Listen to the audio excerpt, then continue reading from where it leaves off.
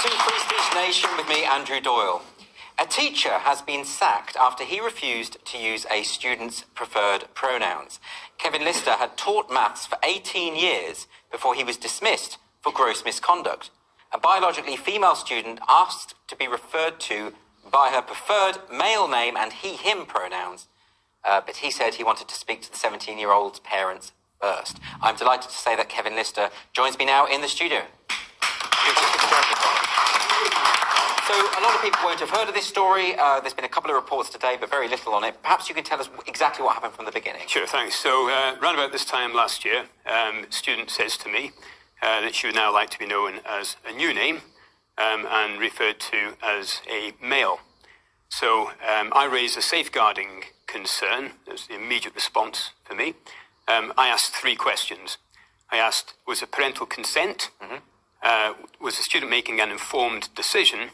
And was there a risk that the student could take cross-sex hormone treatment? So I'm just a humble mathematician. The safeguarding concern is a neutral act on my side. It's not for me to investigate. It's not for me to make any judgment. But certainly my view was that I should not support the student's wish to transition unless I have got clear parental consent and that parents are making an informed decision as well. So I then went down to safeguarding after about a week and a half to see what had happened and what follow-up they had made. And I was gobsmacked when safeguarding said that they were not going to speak to the parents about this. But is it not the law that the schools have to speak to the parents? I would have thought so, yeah. There's the Parental Responsibility Act, which says that the parents are responsible for the naming of the child. Yes. And any change to the name of the child. The student was 17, so therefore under 18, therefore a child. Yes. So yeah, the law is that the school and the teachers cannot change a student's name. So how did we get from you raising these issues in terms of safeguarding to you being dismissed? Sure. So there's a number of things that started building up along the route there. So the response from the colleges say was they were not going to speak to the parents. And I said, well, what do we know about the other issues? And they said, well, the student can go to counselling if she wants. And so I was gobsmacked. I tried to plead with them that this was potentially a really dangerous issue. And they wouldn't move forward. So I go back to the classroom day by day. And I now find myself in an extremely difficult position. So I now know that the college are actively not going to seek parental consent. I know that with the trans affirmative policy in the college, then for me to use, as they like to call it, the dead name, not dead obviously, but to use her birth name, that I would be accused of transphobia. But to use her new name, I would then be encouraging a social transition without parental consent. So I'm left in a difficult position in the classroom. I try to manage it as best as I can. Sort of avoid names altogether. Avoid any name altogether and say, how do you feel about that kind of thing? And try to be as gentle and supportive and polite as I possibly could in the nearly impossible circumstances that I had found myself in. So the things progress along. We then, about a week after the safeguarding referral, there's a maths competition, a female maths competition. And I'm encouraging all the girls in the class to have a go. Yes. I'm a mathematician. I like to do maths. I like to encourage my students to do the same as well. And the student puts a hand up at the back of the class and says, can I still enter the competition? I said, of course you can, because you're a girl. Girls' competition, and I put her birth name up on the board, along with the other girls that wanted to do so. And I subsequently get accused of dead naming her by the college for Even though she was the one who asked to be involved in the competition? In the girls' competition, yeah. So this all raises a number of issues, doesn't it? Because in terms of teaching staff and students as well, it kind of imposes an ideological worldview on people. It says that, for the vast majority of us, we use pronouns to denote biological sex. That's the way that we use the language. That's the way that the vast majority of people use the language. But when they are saying that you must change that, you must use it in order to denote gender identity as opposed to biological sex, that is an imposition. It's verging on compelled speech, isn't it? Completely, yeah, yeah. And for me, as a teacher, I teach maths. We teach logic, we teach reason. That's why I went into teaching. And I think if I'm forced to support some idea of fantasy, basically, the question then is, well, what's the point of actually teaching at all? Yes. What's the point of teaching reason and ration and argument if, as soon as you have a challenge, you do nothing? Do you think is this a widespread problem with schools at the moment? And are they, bypassing certain legal obligations when it comes to parental care? Yeah, this is clearly a huge problem across the country. It's a massive problem in the college that I was at, Swindon New College. I'm obviously not there now, so I don't know how many students are transitioning now. But yes. I hear anecdotally there's a significant number of primarily female students wanting to transition. Yes, so how do we tackle this insofar as if people are accused of transphobia or hate whenever they raise any kind of objection to this, then that puts us in a bind because automatically it suggests that there shouldn't be a discussion.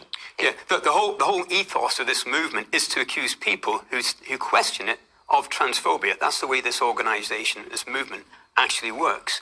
I think what I think needs to be done is this needs to be considered point blank, period, as a safeguarding issue. Right. That as soon as a student is looking to change her gender or her name, it's a safeguarding issue, and the schools and the education system should immediately look at it down that route. What we've seen with the Tavistock Clinic and the way in which the Tavistock Clinic has been closed as a result of the Cass report, that actually there are clear dangers, that this isn't good for child welfare, that people can be fast-tracked onto puberty blockers and then onto cross-sex hormones. A lot of the time it's because of other issues, because of autism or even just homosexuality. Sometimes we're just dealing with gay kids who are struggling with their sexuality. Yeah, it can be a wide range of things. And it's not for me to judge what those things are. Yes. I raise a safeguarding issue. I expect the school to sit down with the parents and any medical practitioners and to work a solution out and to get down to what the nub of the problem is. It's not for me to do. Were you surprised when you were dismissed? I was gobsmacked. I was absolutely gobsmacked. It was really completely out the blue. Is the purpose of that to dissuade other teachers from raising objections? It's clearly the purpose. Not only did I raise that safeguarding concern, but I actually raised a second safeguarding concern as well in the college. In some ways, this one is even more serious. And this related to a trans activist teacher who is actively transitioning students. Now, I don't know how far she got with the transitioning. By that you mean socially transitioning or encouraging social transitioning? Well, in the presentation that she gave us warnings for things that we need to look at, that young students who are transitioning might well be on cross-sex hormones. In her words, they might be showing signs of early menopause. So she's clearly getting them down onto the cross-sex hormone pathway. So this is a key point, isn't it? That a number of teachers now are activists first and teachers second. Yeah. You tend to see this more in America, and you think this is an American problem. But from what you're describing, actually, there's a problem here as well. This is happening here.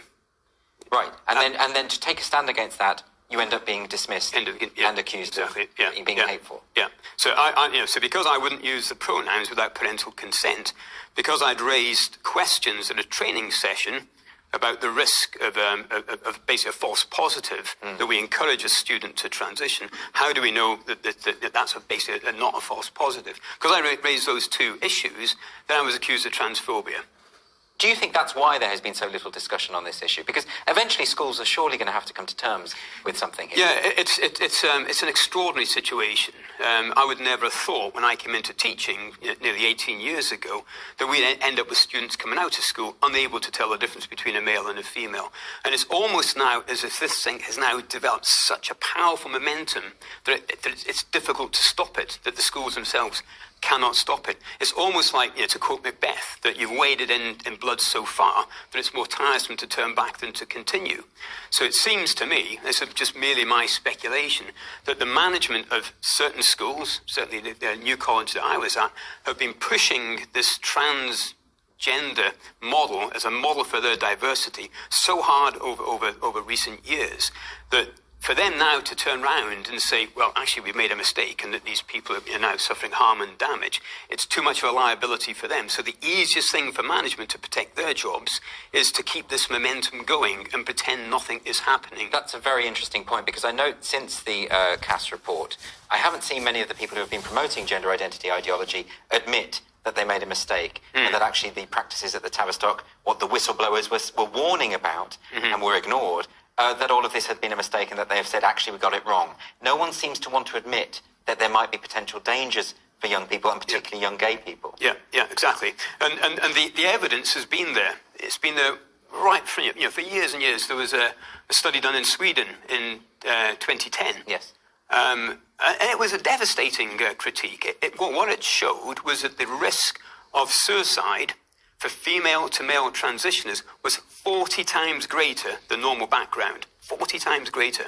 And we've got schools in this country encouraging students to go down these pathways. It is absolutely beyond me to understand how we've ended up into this situation. And so what will happen to you next? What action are you taking? What do you hope to achieve? Yeah, so we'll be taking action against the school. For wrongful dismissal? For wrongful dismissal and for discrimination as well. So working with the solicitors and barristers on that at the moment. I'll be launching a crowdfunder. We're just getting the barristers' case together at the moment. So once that's in place, then we'll start the crowdfunding to start taking it forward. And this could really be a significant case insofar as you won't be the only one who's going through this, and certainly won't be the only one who's going to go through this kind of thing. Exactly. Yeah, and actually, we need these kind of precedents to ward it off, don't we? Yeah. No question about it.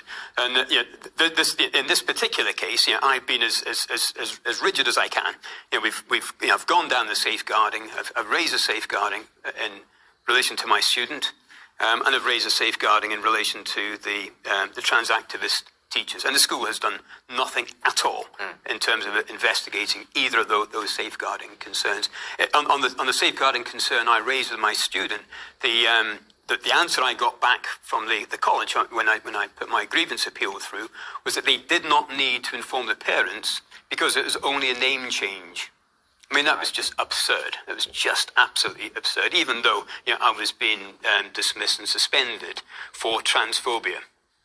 Wow. Well, there's a lot to think about there. Good luck with it. And thank you very much for coming to talk to us about it. Okay, Appreciate it. My pleasure.